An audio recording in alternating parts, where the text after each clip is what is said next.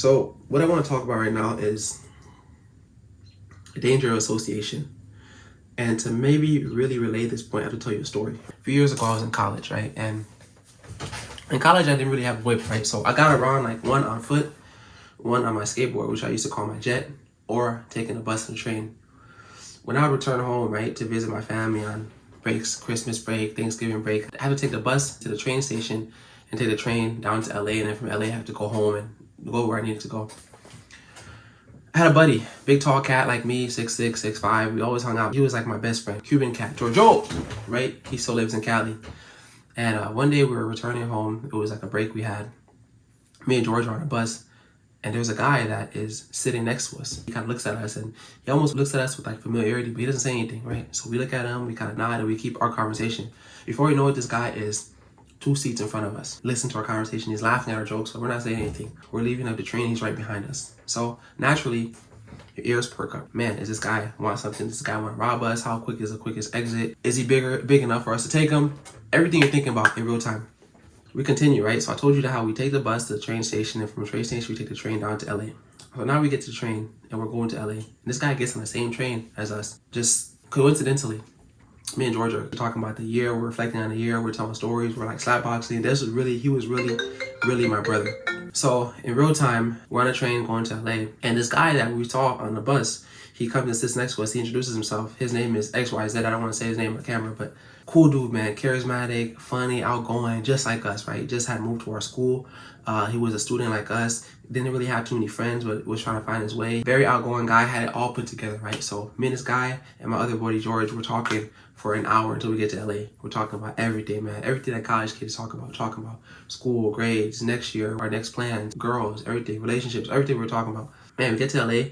My boy George leaves. Me and the other guy that I met on the train, we're hanging out. We spent another 30 minutes talking. We get each other's Instagram. We exchange information. I'm like, bro, when we get back to campus, we gotta talk, man. We gotta be friends with this guy. Is too cool. I get home, fast forward 3 weeks.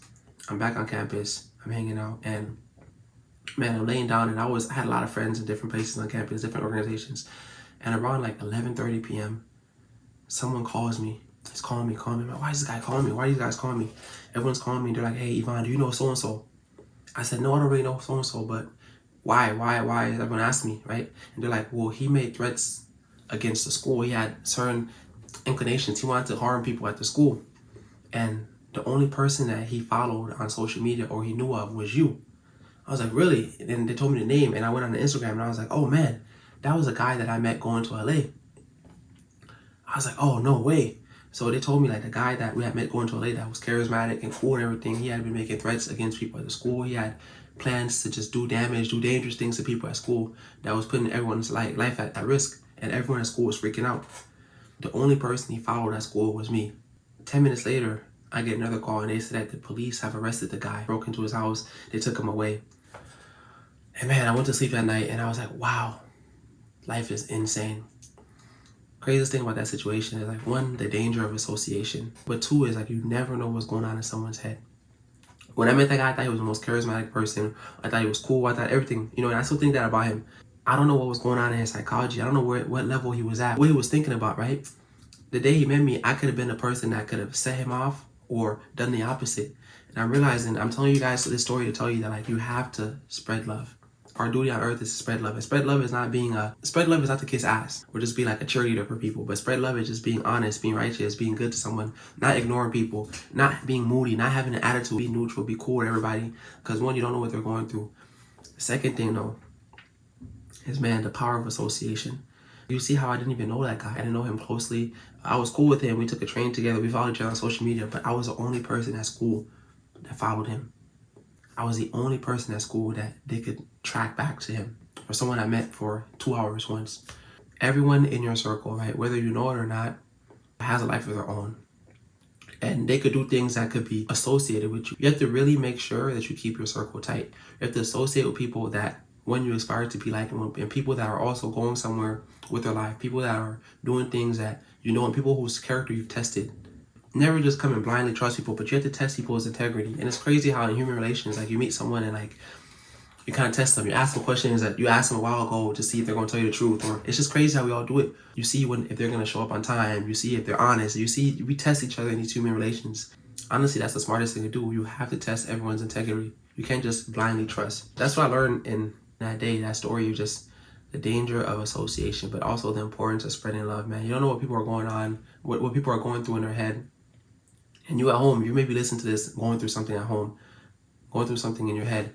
And I want you to know that you're not alone. But number two is like you have to also think through your actions, right? Every action has an equal and opposite reaction. That's like Newton's, it's his third law. Yeah, man, don't let your thoughts turn against you. Try to keep yourself sane, stable, and also know that like whenever you meet someone, you don't know what's going on in their head. You have to treat them righteously. Even crazy, me and my brother, we went to the club in New York City and we went out with people, and there was someone in line that was walking to the front of the line, and I heard him tell his friends, he said, if I don't get into the club tonight, I'm going to jail. Meaning that he went out with the mindset that it was either he got into the club or it was bad for everybody else. And we're all at the club, we're all dancing, whatever. Maybe he has a girl, he has his friends. We're all like, let's say you step on someone like that shoes. Don't argue, don't get in an argument and try to fight ego with ego. If his ego is like this and your ego is here, you have to learn how to get out the way. Instead of meeting fire with fire, let people go. Sometimes you have to yield. It doesn't make you weak. It doesn't make you a coward. It doesn't make you a beta male. It makes you the smart man. So that was the video for today, guys. I hope you guys like this Adidas. You know, this is a new fit that I got. It fits tight. It hugs well. We got the Celsius in the back. You know what I'm saying? If you boys like this sparkling strawberry lemonade, you think about getting it.